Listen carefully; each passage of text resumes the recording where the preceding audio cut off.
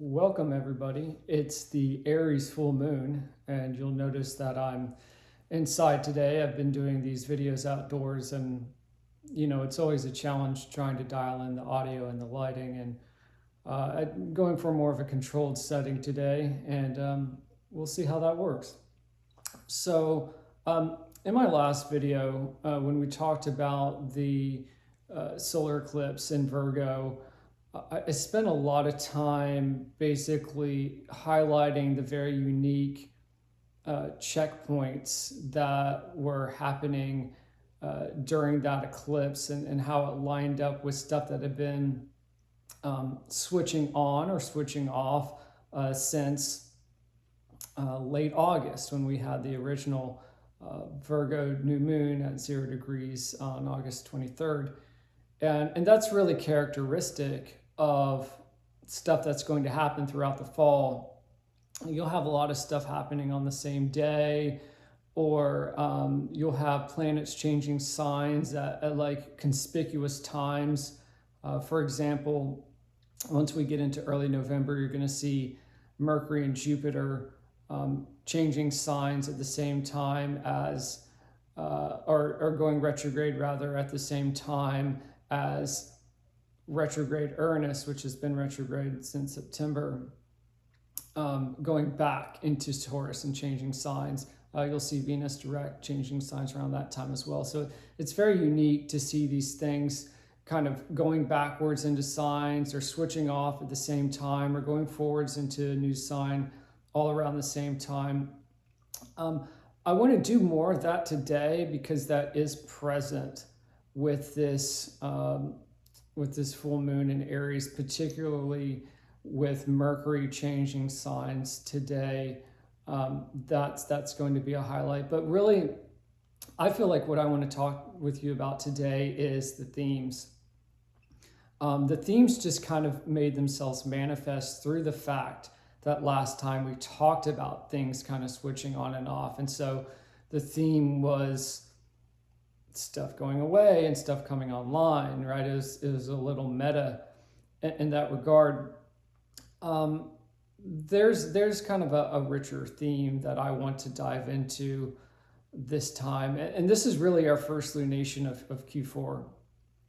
It's early October now. We've got 3 months left in the year, and it really sets the tone for what we have to do the remainder of the year, which I believe is tying up loose ends, because once we get into 2026, it's a 1 year numerologically, and it's going to be a lot of forward movement. Every single month in 2026 has like a major conjunction, which is a seed moment, or like a new moon moment, if you want to look at it that way, rebooting some life area. It's an extremely potent year. In fact, right after New Year's, we have a powerful Sun, Venus, Mars conjunction in Capricorn, which is right around the degree of this full moon. So this full moon is really like, hey, we got 3 months left in the year, and then it's go time in 2026. What are those themes that we're going to be dealing with? Well, did just mention Venus and Mars having a powerful conjunction with the Sun at the beginning of January 2026. And this lunation is ruled by Venus and Mars. We've got the Sun in Venus's sign of Libra, and we've got Mars in, we've got the Moon in Mars's sign of Aries. And so we know that relationships, particularly our relationship with ourselves, because that's Mars in Aries, it's that one energy, right, that we're really going to be dialed into in 2026. It's the relationship with ourselves. And even when we look to other people, they reflect back to us our relationship with our vices. I'll go into that in this video, but it's our relationship with ourselves and our habits and our vices and our pleasures that really are in focus now. And it's going to be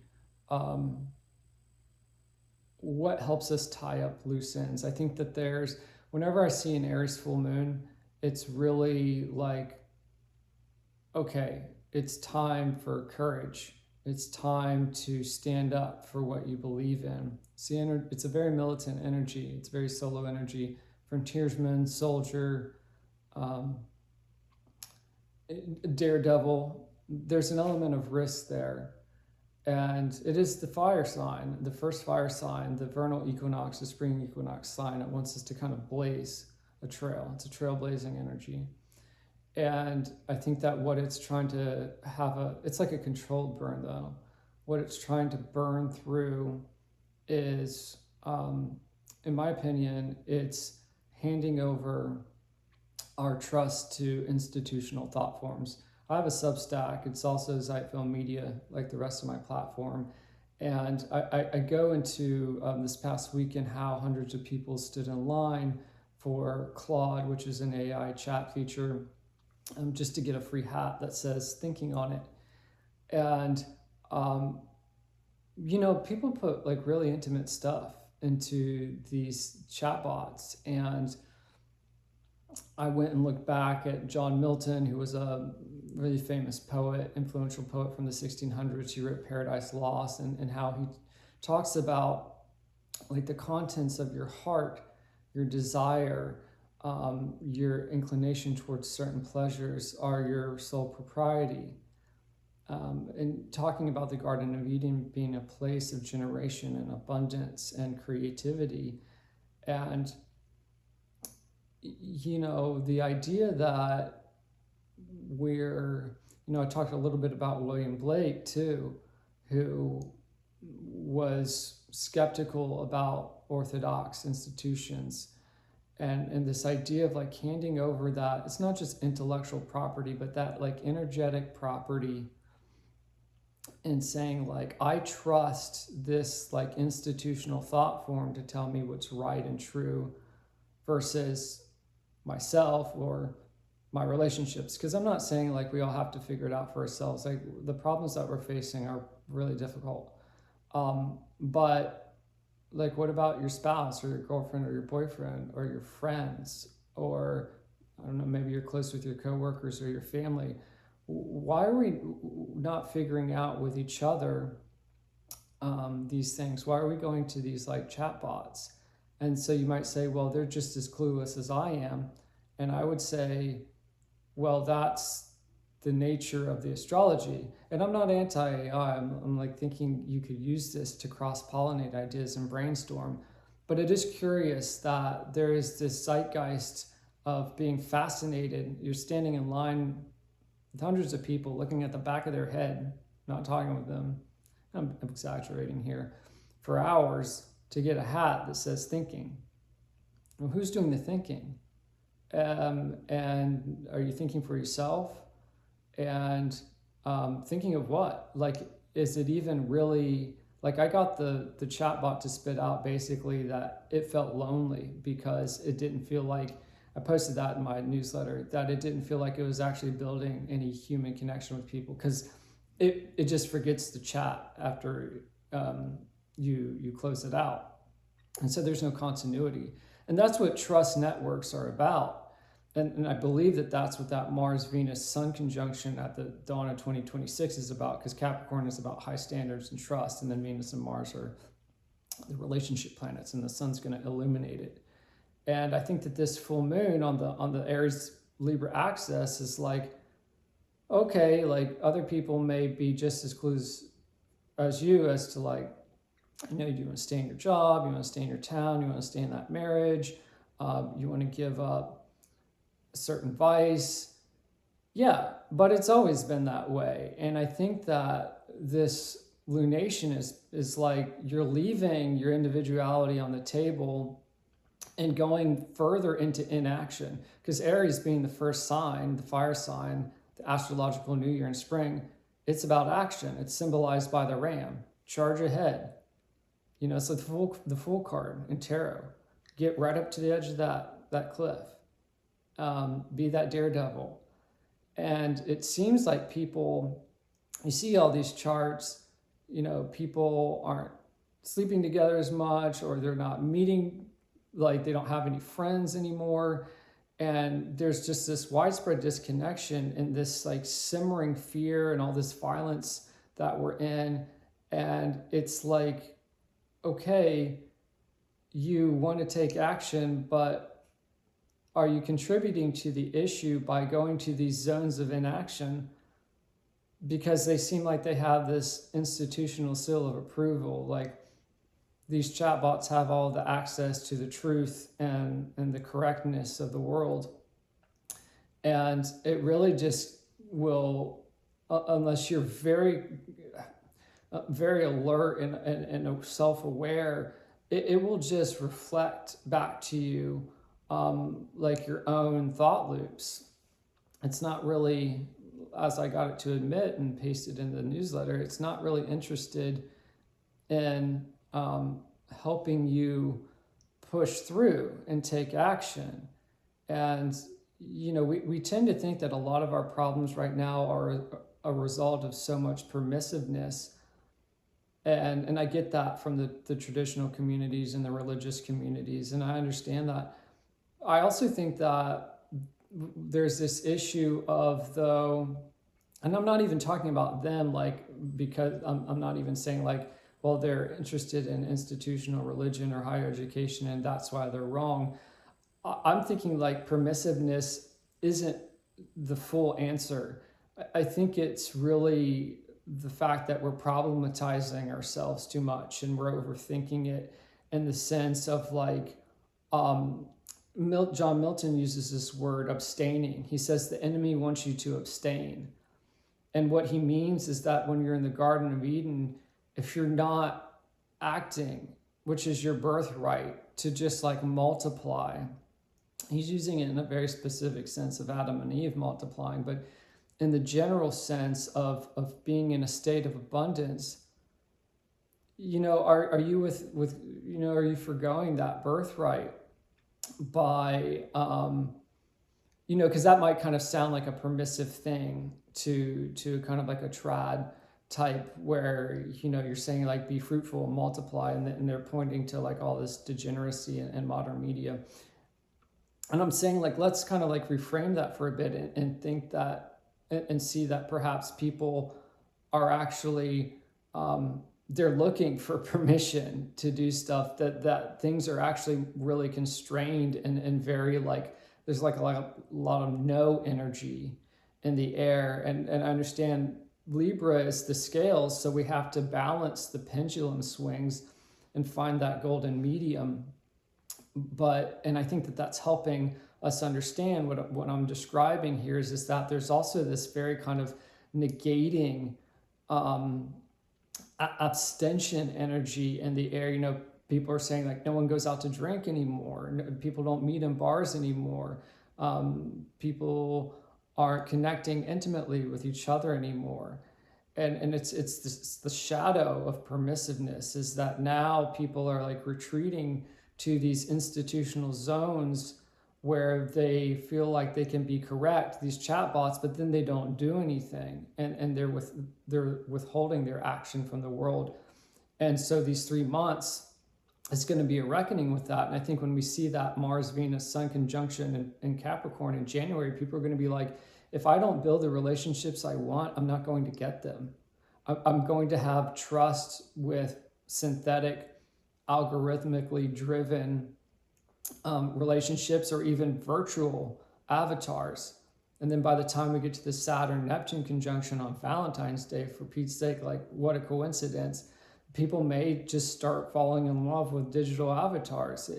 You have to watch how these like narrative cycles stack and how they set up global trends. And so, Aries is urgent energy. It's like an ambulance siren, and it's sounding the alarm like, hey, you know within you that you can take action, and you have to be really mindful of how you kind of hand that property, that ownership of that action over to some other kind of like container that can help. Again, I'm not saying like these tools are so bad, don't use them, just go like live on the land and meditate in a lotus position. Like, you do that too if you want.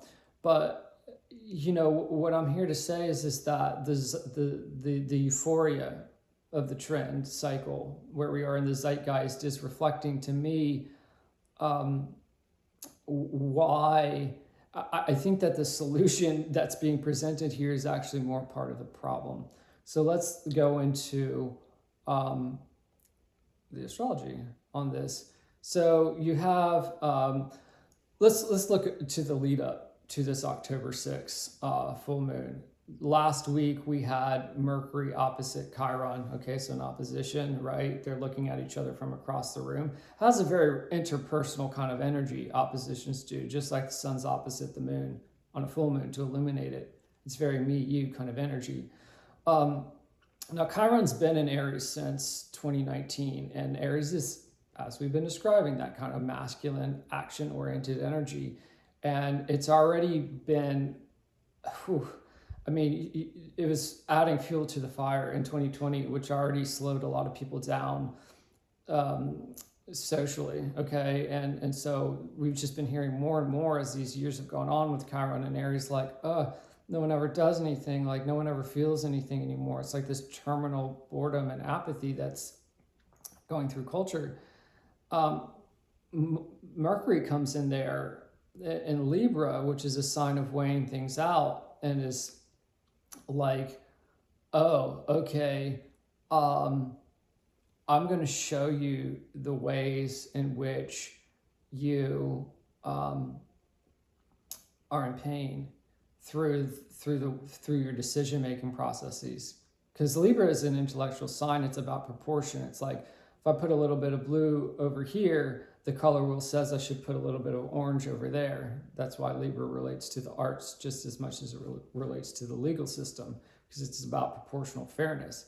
So it's highlighting like, oh, you thought, Mercury, thinking speech, you thought that you were getting out in front of this problem by not taking action. And now I'm showing you the wound of that. And so it kind of rocked people in a way where they were like, oh, I thought that if I just didn't do anything, that the world would come back to normal. And Mercury's like, no, you have to be a participant in the world rather than sitting on the sidelines. Both of those points were in and still are, I'll mention the nuance there in a second, in a 90-degree angle to Jupiter, which is reaching its terminus in Cancer, which it entered in June, early June, and then it's going to go retrograde in November, and then it'll finish out its term when it goes direct in 26 and pop into Leo at the end of June 26.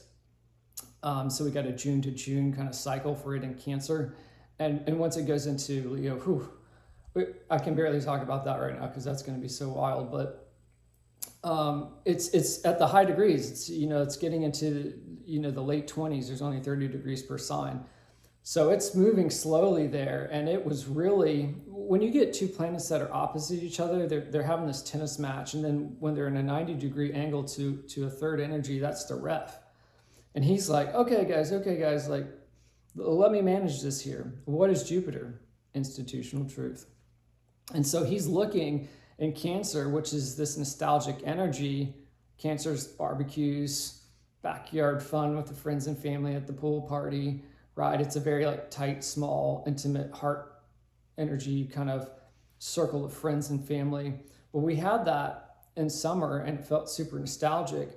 But he gets into this kind of wounded conversation, and it's like, oh, all that nostalgia isn't going to help you manage things right now. Like, you can really, it feels tough to me because he's like, he's interested in truth too, so he's like, Mercury has a point. Like maybe you did procrastinate or act too impatiently earlier and you didn't time your decisions right because you had certain prejudices that, institutions were going to come save the day. But then at the same time, the square to Mercury was crazy last week. And I and several people that I know, it was just like a circus, overloaded details, overload of information. Because then he's like, oh, okay, yeah, maybe you didn't do this and maybe you didn't do that. And then Chiron is over there like, hey, like, give me a break. Like, you're giving me all these reasons that, um, like, I could have, done something and I didn't. So you're like trying to blame me or something for doing the best with what I had. And then so that Jupiter Mercury square also made people really giddy instead of doubtful. And they're like, well, oh, okay, now I can do this instead. And now I can do that. So it was this weird mix last week of, I think a lot of people were processing some regrets and some impatience or some upsetness over their procrastination. And then they were like, oh, let's rev it up now. Like, I'm going to do this next summer and I'm going to do this now. And it was almost like, whoa, okay, like hold your horses. Like, let's get back into some Libra balance here and not charge like, good on you. Like, you're going to take action now, but like, wait for all the details to come in so that maybe you don't like replicate some of the errors from the past and your excessive exuberance or something like that. And I think one of the ways that may have shown up is because since Jupiter's in this nostalgic sign, it might have been like, well, I can just do this. And yeah, I'm bummed out that that happened, but I'll just do this. I got into a little bit of that trap myself this past weekend. And then I'm like, no, that's not a strategy. That's me replicating something that I saw successful in the past and thinking that if I just do that, that'll help soothe the wound that got reawakened again. And I think the answer to this is like, yeah, you can reflect and see how things worked in the past, but this is a new world. And just use that hope that since things worked out in the past when you felt inspired, because that's Jupiter 2, have hope, be inspired, take a hike, look at the horizon, that you can solve it again in the future. But I don't think it's going to be this by the same means and strategies. And I think that was the trickiness of that. We call it a T-square in astrology, and the T point or the apex of the pyramid is Jupiter. So it's like you use your past wins conspicuously. Be discerning, and I think that that's where we saw Venus fusing on the South Node in Virgo last week at the same time that this T square was happening, and that South Node is telling us to move away from Virgo and traits while like raising them to their utmost potential, because Virgo is like kind of like a micromanaging, kind of a very particular, meticulous, criticizing energy. And we can use that and be discerning while not overthinking, right? That would be kind of the darker side of the spectrum. And Venus, who after all is the planet of Libra, is the planet of relationships, is coming across there and saying like, yeah, like use these. South Node itself has like a past life tendency because it's the stuff that has been momentum bringing us to this point, but we have to let go of it and go towards the opposite point, which is Pisces North Node, which is more about faith and flow rather than let me organize this thing 6 ways from Sunday and then figure out a plan that way. It's like, yeah, use that logical discernment to really understand what you need to let go of. Let go of thinking that you can map like a past strategy onto the present. And, people might have had like a different attitude towards that. I would think like Venus on the South Node is like you go to hit your vape and you're like, that doesn't do anything. Or you get that espresso just perfectly right, because Virgo is about perfection. And then Venus about that proportional fairness we talked about on Libra. It's kind of like, oh, I'm going to design and engineer some little pleasure in my life, and then you're like, okay, that didn't really do anything for me. Go back and listen to your favorite album, call up that ex, like, this isn't helping me move forward. This is more of like what I need to let go of. But knowing that it worked in the past lets me know that I can have something work now into the future. And also will just help me not kind of problematize my problems and catastrophize around them, and more like understand that because I'm aware of these problems, and just the awareness alone is going to help solve them, rather than like again, let me just kind of map what worked before onto this and be like, oh, the things that bug me are like a little puzzle that I solve. And I think that events want us to feel into things rather than be like, let me kind of pathologize my problems, because I think we can then draw that parallel to John Milton, even though he's writing in the 1600s, and the Claude AI stuff. It's like, well, let me pathologize my life problems, which causes me to trust, this chat feature more than me going on the, well, what is Jupiter? Like I said, it's the journey towards truth and the hope and the excitement. Why are we not going on an adventure with each other, being like, well, I don't know what to do about this issue. I trust you as like, my girlfriend or my mom or my boss or my best friend, my counselor, my mentor, my astrologer. What would you do? Right? And then that same person might be like, well, I don't know. I'm working through this problem myself. So, I don't have all the answers. And it's through that mutual acceptance of needing to act with faith that you're building something that is really substantial and valuable in the world, rather than feeling like, oh, I'm soothed for a bit, but I'm also just continually stuck in inaction by building out this trust network with a thing that's not even like human and not even like mirroring back to me ways that I'm human, through seeing that they're flawed and struggling as well. And the universe is saying, like, you're actually going to get a solution from that, like something actionable. It's not like a Hallmark card or like a woo-woo state, like, oh, through your suffering together, something magical will just happen. It's like, we a lot of times take stock of where we're at when we feed on each other's emotions. It's not simply like a logical feedback loop, like a chat bot being like, well, did you consider that perspective, or did you consider this perspective?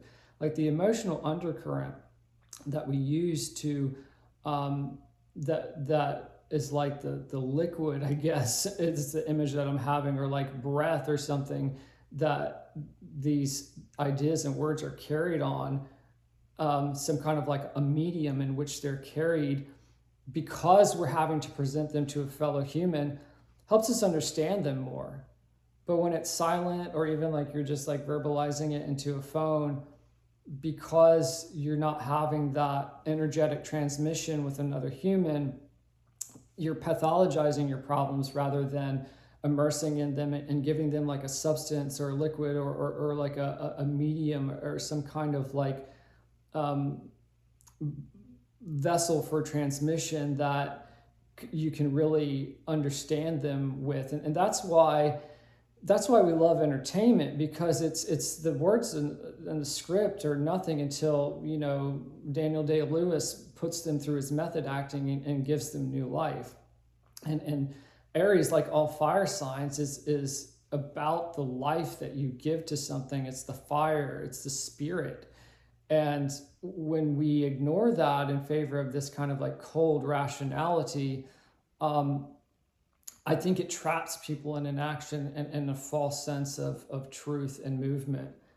So it's a very healing full moon. You have to think as well that so the south node fell, the solar eclipse fell on the south node, which Venus did in the lead up to this full moon. The solar eclipse fell on that south node, and that was the public grieving, the violent events that happened when Mercury was on the south node, was the week that we saw Charlie Kirk be targeted, and that was also when the nation was already still grieving what happened to that young woman in Charlotte. And so that's what I'm saying, is like this south node, which is traditionally considered a point of karmic release. Thankfully, Venus is a softer energy. Thankfully, she is the ruler of the sun in this lunation. But it's like, okay, so it's not so heavy this time, but it's like, you see how these themes of like sacrifice and letting go and having to really get into the emotion of things rather than simply the logic of things is how we're going to move forwards in our communities and as a global society going into 2026. And that's what I mean by like, okay, Mercury is the ruler of Virgo South Node happenings. So he was carrying that story of Venus conjunct the South Node through that T square that we were talking about. So when you're letting go of all that stuff, it's like, boom, here's that healing conversation you wanted to avoid with yourself. You go try and stand in line for like a Claude hat and see if that solves it. Probably not. And so then on the day, Venus is still near the South Node right now. On the day of this, and she's the ruler of the sun, the Libra sun that's illuminating this Aries full moon, he pops into a different sign. And he's carrying her conversation with the South Node and her rulership of this Libra sun into 0 Scorpio, alpha degree of Scorpio. There's more of these like switchboard stuff that I've been talking about. And Scorpio is about vulnerability, taking everything that's on the surface and standing naked in the Garden of Eden. It's the deeper emotional undercurrent that we can invest in. It wants real substance. Scorpio is all about that. And that's where Mars is. Mars is the ruler of the Aries full moon. So now Mercury, thought, and Mars, again, that drive energy that builds relationships, along with Venus, are in the deep, deep bowels of Scorpio, squaring Pluto in Aquarius. Pluto in Aquarius is we have Pluto in Capricorn 2008 to 24, destroying institutional trust. Trust is that Capricorn keyword, as I mentioned. And now it's in Aquarius, which is about networks and community. And we're like, ooh, we want that network. We want that community. We feel disconnected. But are we going to get the substance of it, or are we just going to get like a superficial version of it? So Mercury and Mars squaring Pluto now, and then we'll be hovering together in Scorpio this month. Deep, deep psychological insights that are taking people into some layers that maybe they don't want to look at, but the full moon's kind of like, you're going to look at it, and then you get to decide whether you're going to keep joking yourself or not. So it's rather intense energy. I don't think it's harsh. I don't think it's bad.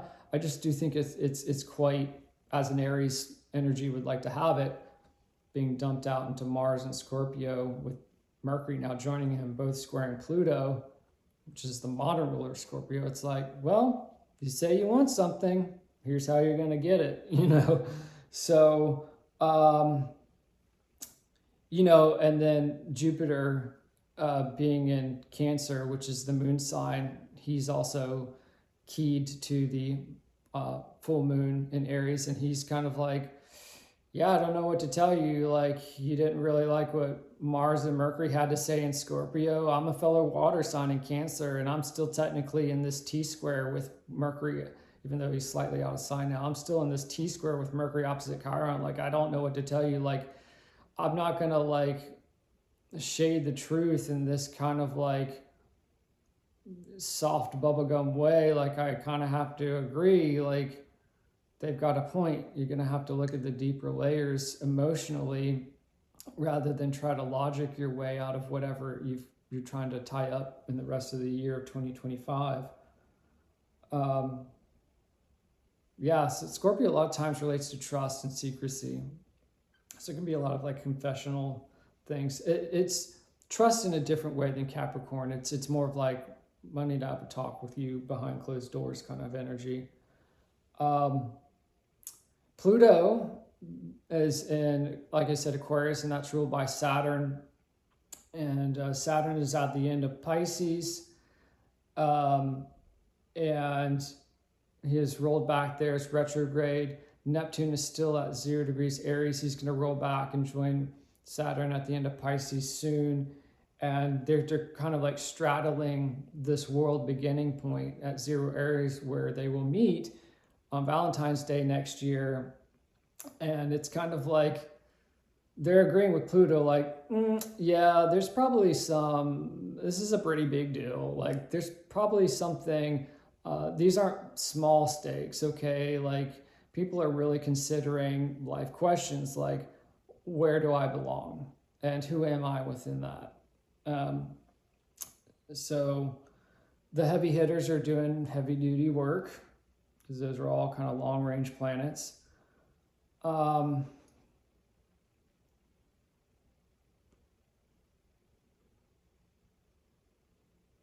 Just looking at my notes here, just kind of a lot of stuff to keep track of.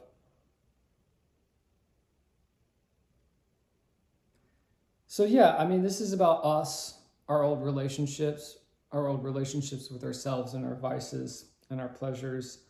And the reason Aries is so action oriented is because it's solo. And this is really this courage to activate this new independence by looking at the emotional undercurrents of things that bother us and understanding that we can't just logic our way out of it.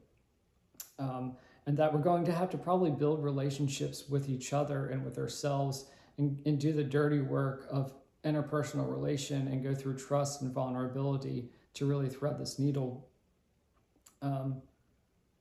Yeah, and we need to do it because this is where we get strong communities from.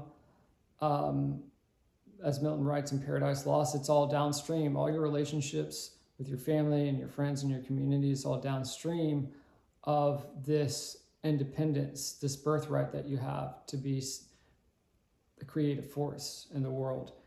And decentralization is going to really take off in early February when we have a ton of planets joining Pluto in Aquarius. And you're going to need transparency. You're going to need strong trust networks when we get to that point, because it's a very fast moving energy. Also in February, we have, like I said, the Saturn Neptune conjunction at 0 Aries on Valentine's Day of all days, which is usually about connection and love. So, it's really about getting ducks in a row within our relationships.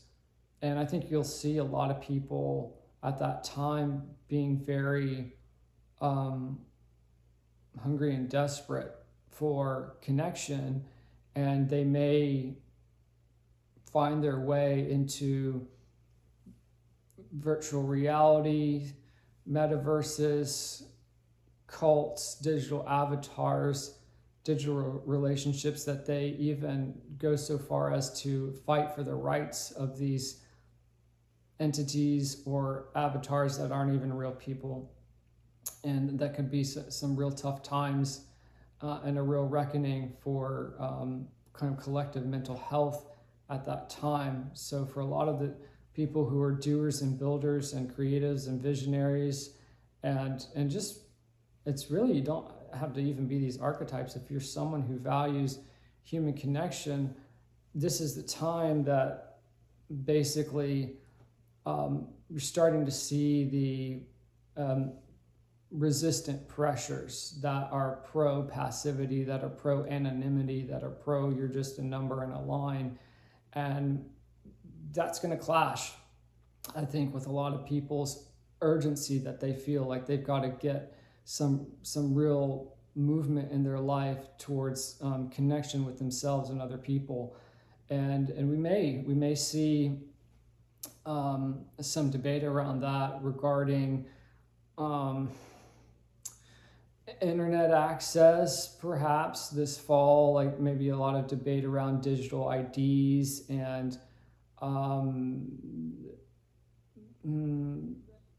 there may be like licenses for maybe social media or smartphone access in some countries. I don't know how much that will fly, but these things will manifest as part of people trying to figure out how we're going to use these tools in a way that help us build communities rather than kind of trap us in this state of like passivity where we're just in this constant loop, and it's basically all the fruits of your creativity are just feeding this Ouroboros, right? The Ouroboros is the snake eating its tail, and you're just like kind of feeding this data farm. So that's what I have for you. Be bold, be courageous.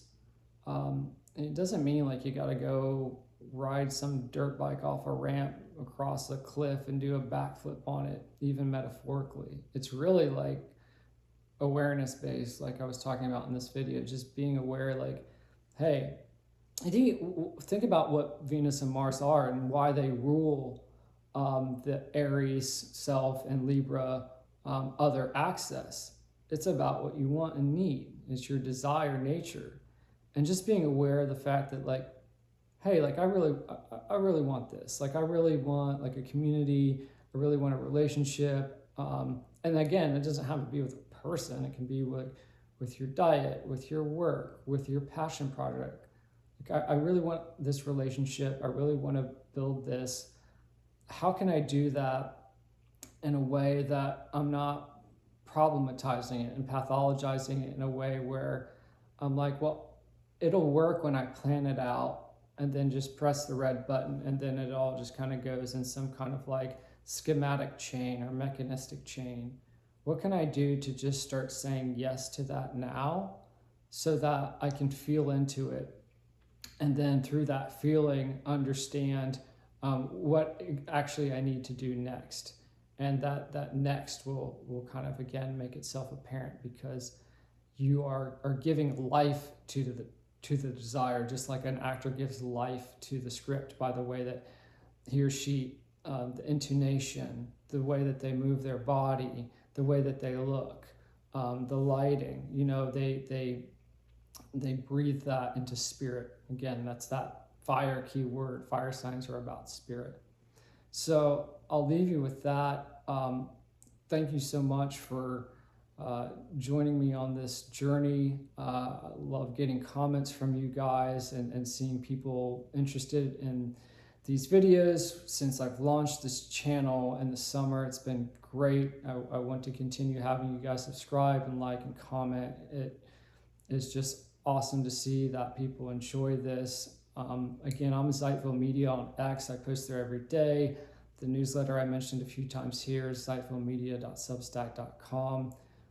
There's links in the newsletter for how to work with me one-on-one. I am going to start doing 2026 reports in Q4 to help people get prepared for this stuff that we're talking about next year, all these mega cycles, all these reboots. I'll put a description of that or a link for that in the description. And again, in the headers of my newsletters, there's also links to that as well, where you can learn more. Or again, follow me on X, and I post about this kind of stuff all the time. So thanks for joining me, and I will see you guys next time.